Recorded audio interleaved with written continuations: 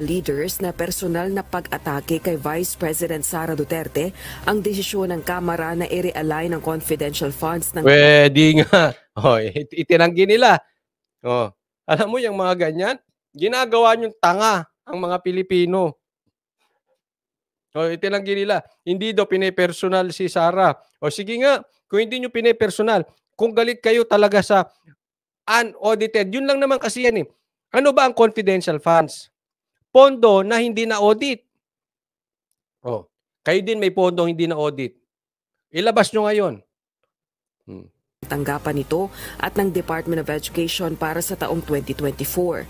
Sa isang pahayag, pinuna ng mga leader ng lahat ng political parties ng House of Representatives ang mga naging pahayag ni dating Pangulong Rodrigo Duterte. Anila, nakakalungkot ang paninirang puri ng dating Pangulo sa institusyon na sa loob nila ng ilang taon ay sinuportahan ng marami nitong... Hindi, ginagamit nyo lang yung salita. Nalulungkot sila sa pahayag ni Tatay Digong. Bakit katatamaan kung hindi ka guilty? Kung hindi ako nagkakamali, meron din anak si Tatay Digong, di ba dyan sa loob ng house? Kung hindi ka guilty kurakot, bakit ka tatamaan? Kaya ka umaaray, kasi sama daw loob nila dahil tinawag na pinaka-corrupt na institution ng Congress. Kung hindi ka kasama dyan, kung hindi ka sa pool, hindi ka aaray. Kaya ka umaaray, guilty ka. Di ba? Ang dami nyo dyan eh. May palabas pa kayong joint statement. Legislative priorities. Tinuligsa ni dating Pangulong Duterte si Speaker Martin Romualdez at iginiit na kung balak nitong tumakbong presidente, hihingi siya ng audit kung paano ginastos ang... Anong masama doon? Diba? Anong masama? Hingan mo si Romualdez, si Speaker, ng audit. Anong masama doon? Karapatan ng bawat Pilipino yon. Bawat ordinaryong Pilipino. Tandaan po natin ordinaryong Pilipino na si PRRD, si Tatay Digong. Karapatan niyang tanungin yan. Anong masama doon na kayo ay kine-question ninyo ang confidential fund ni Sara? Anong masama kung tanungin din naman kayo ni Tatay Digong? At hindi lang siya, kami rin. Tatanungin namin kayo. Speaker, ilabas mo ang audit kung saan mo dinala ang pera. Masama ba yun? Di ba gusto nyo mapaliwanag sa Pilipino kung saan napupunta pera? Simple. Bakit ginagawa nyo ng drama?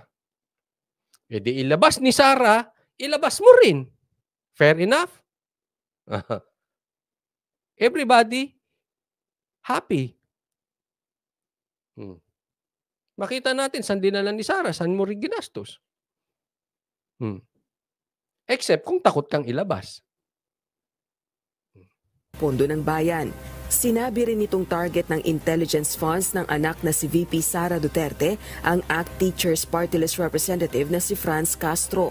Panawagan ng House political leaders sa dating presidente at kampo nito, tigilan ang pagbabanta o pagpapahiwatig ng panganib laban sa kanino mang miyembro ng Kamara.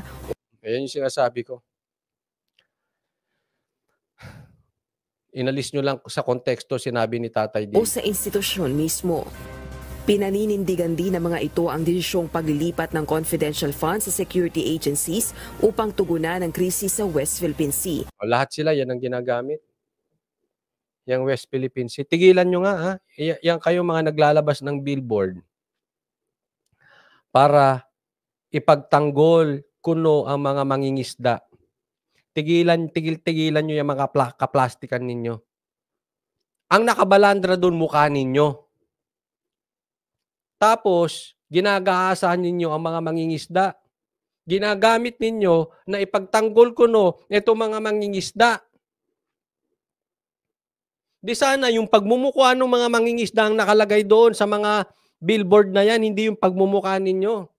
Ginagamit nyo mga mangingisda. Ginagamit nyo ang issue dyan sa West Philippine Sea. Ginagamit nyo yung usapin sa China.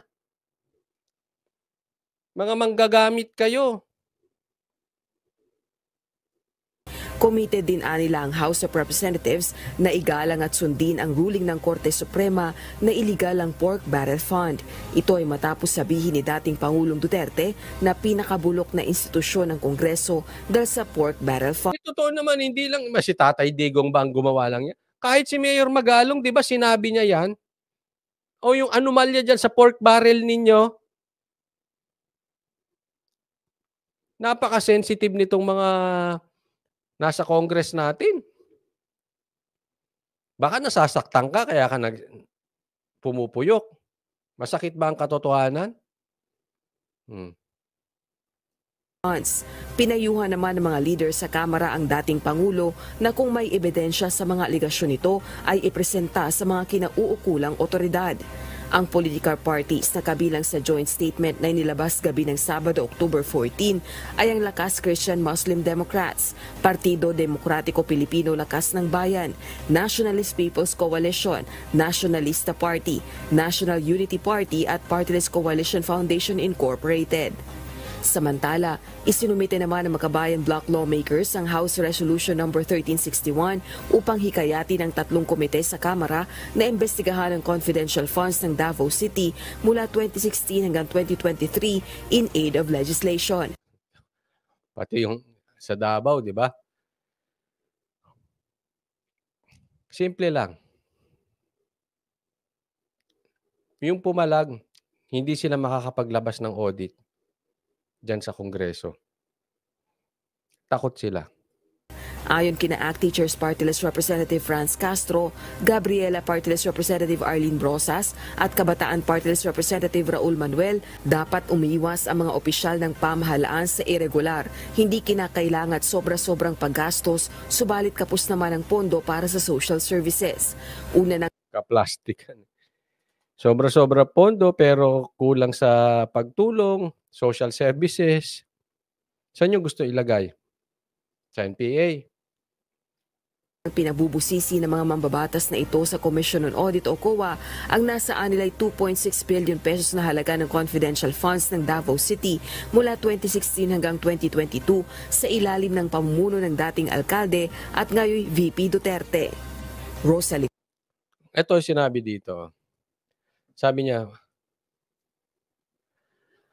totoo naman na ang Kamara ang pinakakorap na institusyon noon. Papanahon pa ni Cory at Ramon Mitra. Correct naman. Dati pa yan eh. Okay? Hindi lang naman din ngayon.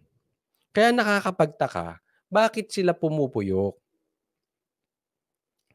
Kasi takot ipa-audit. Tatamaan sila eh. Hindi lang naman ngayon yan ang ibig sabihin. Pero patuloy na nangyayari ngayon kaya pinapa-audit. So sa makatwid, ayaw nila magpa-audit.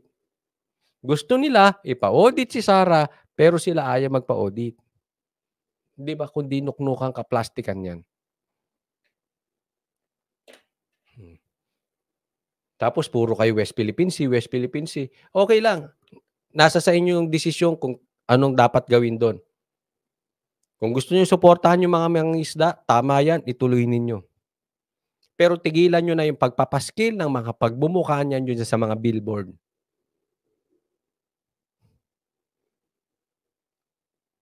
Tapos hihingi kayong donasyon. Pero mukha nyo nakalagay dyan. Mas makakakuha kayo ng donasyon kung yung mga mukha ng mga mangingisda ilagay nyo dyan. O kaya yung pinaka-message ang ilagay ninyo. Ang lit-lit no message. Tapos mukha nila nakalagay.